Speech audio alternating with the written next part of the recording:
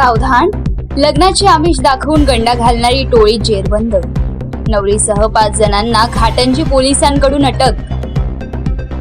लग्नाचे खोटे आमिष दाखवून नवरदेवाकडच्या लोकांची फसवणूक करणाऱ्या एका टोळीचा घाटंजी पोलिसांनी पर्दाफाश केला आहे. लग्नाचा बनाव करून आर्थिक लूट करणाऱ्या नवरीसह तिच्या आई, भावाला आणि अन्य 2 साथीदारांना पोलिसांनी अटक केली आहे.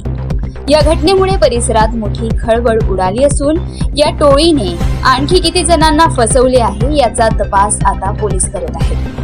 अटक करण्यात आलेल्या आरोपींमध्ये नवरी सिमरन गौतम पाटील, वय वर्ष 25, राहणार चोरंबा, तालुका घाटंजी, आशा पाटील नवरीची आई, करण पाटील नवरीचा भाऊ, सुनील राठोड साथीदार राहणार पुसद, माणिक पवार साथीदार राहणार पुसद अशी नावे आहे. मिळालेल्या माहितीनुसार हे आरोपी स्वतः विवाह जुळवून देणारे मध्यस्थ असल्याचे भासवून अविवाहित तरुणांना आपल्या जाळ्यात ओढायचे. त्यानंतर मुलीच्या घरी मुलगी पाहण्याचा कार्यक्रम आयोजित केला जायचा. आमची घरची आर्थिक परिस्थिती खूपच हलाखीची आहे, त्यामुळे लग्नाचा सर्व खर्च मुलाकडच्यांनाच करावा लागेल असे भावनिक आवाहन करून ते मुलाकडच्यांकडून पैसे उकडायचे.